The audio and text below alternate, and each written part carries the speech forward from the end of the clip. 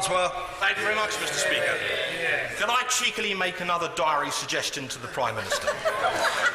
If she could remain in the chamber for just a few moments after questions, she will hear my right honourable friend for Newbury introduce his Armed Forces Statute of Limitations Bill, which will provide protection to those brave service personnel who served in Northern Ireland during the Troubles.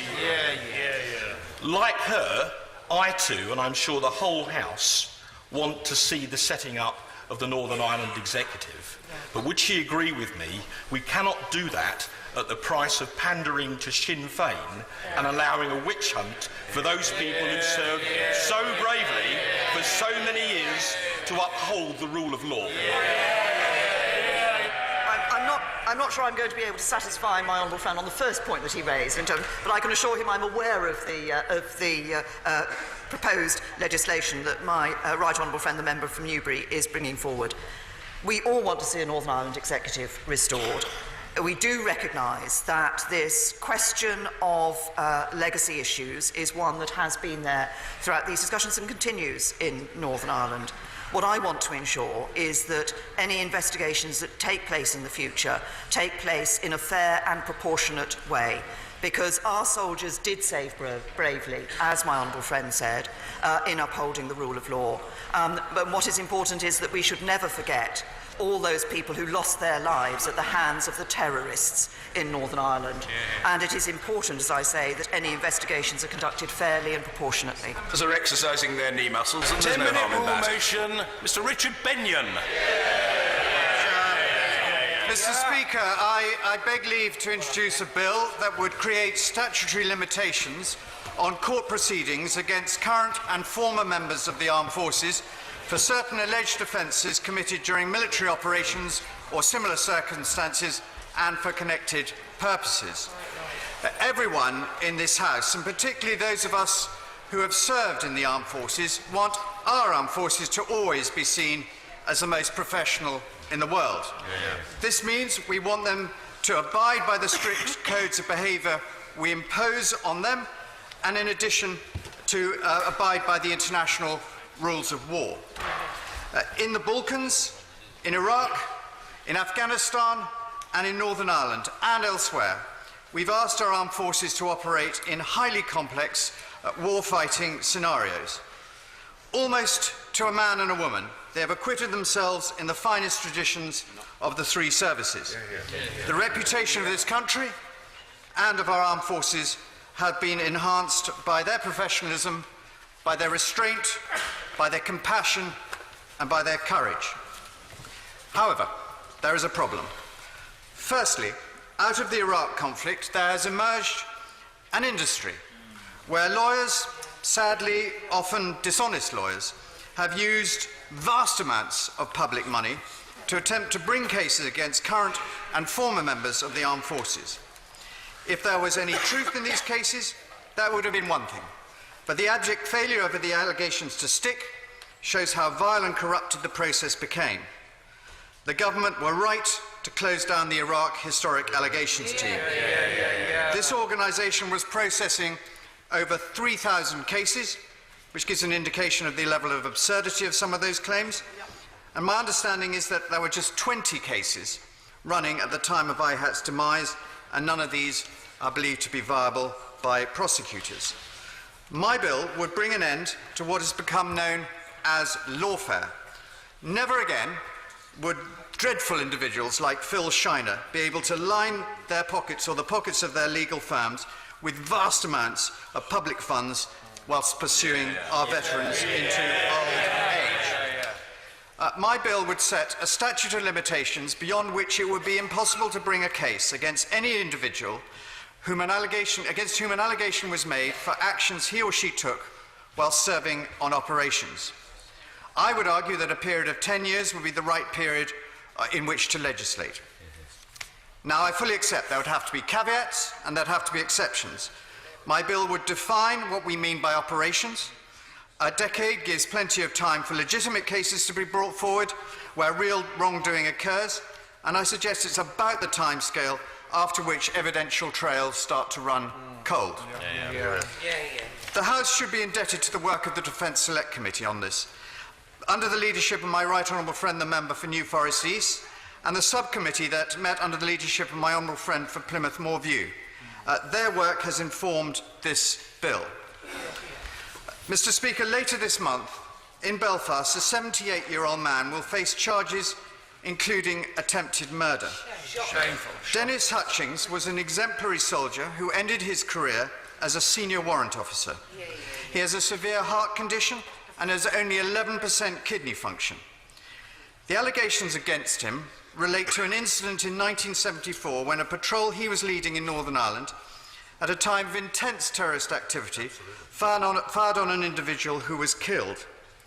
In 1975, he was told that no action would be taken against him or any member of his patrol, and this was confirmed many years later with a similar message from the Director of Public Prosecutions.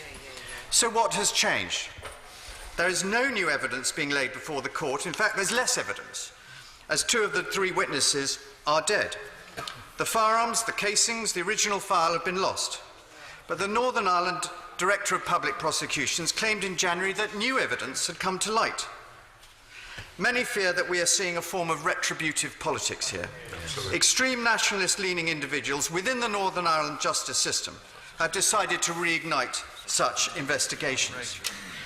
The government have rightly said that there should be no bias in how such investigations are carried out. Unfortunately, there is already a bias. Of the 3,600 deaths in the Troubles, 90% were at the hands of terrorists. These were people who went out with the express intention of killing and maiming. The security forces went out with the express intention of saving lives.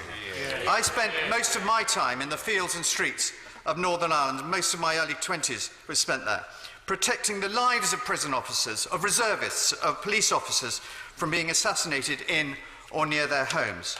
So please, can we end this argument that there's some kind of equivalence between terrorists and the security forces? There is a limit of 2 years for any former terrorist found guilty after the Good Friday Agreement was signed. Many feel that the on-the-runs letters, which were part of the Good Friday Agreement, effectively give terrorists a statute of limitations. Over 300,000 people served on Op Banner in Northern Ireland between 1969 and 2007. Those of us that are still alive will testify to the complexity of that operation. Many of us, myself included, witnessed acts of extraordinary restraint and professionalism by young soldiers in the face of extraordinary provocation. And like most Op Banner veterans, I have been moved by the ability of community leaders and politicians to bury the enmities of the past and to enter government with those who have killed or ordered the killings of people they knew. And of course there are ongoing tensions in Northern Ireland. We all hope that these can be ironed out in the coming weeks and months. But in the main, what Northern Ireland has done in the last few years is so impressive. They are moving on. It's moving on from the horror of killings and maimings.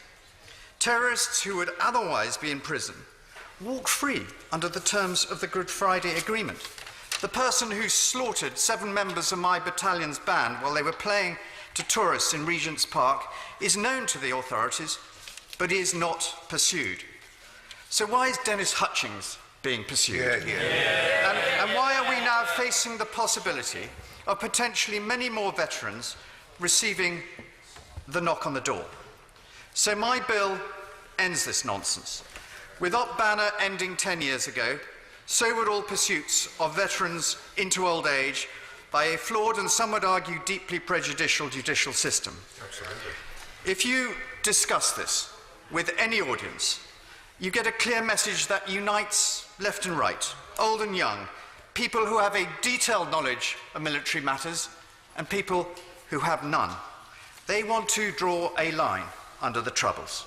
For them, hounding the likes of Dennis Hutchings and others to the ends of their lives is abhorrent. For those who agree that these prosecutions and investigations are wrong, but disagree that this is the way forward, they have to answer some clear and resounding questions.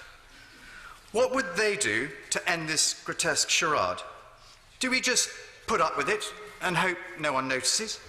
Can we imagine any other country in the world doing this to our veterans? Do we really want to see people who should be appreciated for what they did, even revered, being taken from their homes, questioned and prosecuted for actions they took on our behalf in one of the most impossible campaigns of modern times, many decades ago? Mr. Speaker, it's time for this House to reflect the mood of the vast majority of people in society. Order. The question is that the honourable member have leave to bring in the bill. As many as I have that opinion say aye. Aye. Of the contrary, no. I think the ayes have it. The ayes have it. Who will prepare and bring in the bill? Mr. Speaker, Richard Drax, Emma Little-Pengelly, Dr. Julian Lewis, Johnny Mercer, Mrs. Madeline Moon, Jim Shannon, Bob Stewart, Leo Doherty, Kevin Jones, Sir Nicholas Soames, and James Gray. And myself. And the whole country.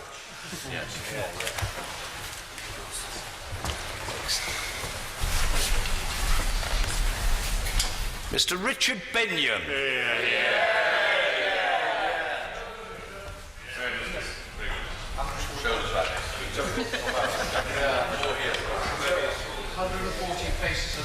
Armed Forces Statute of Limitations Bill.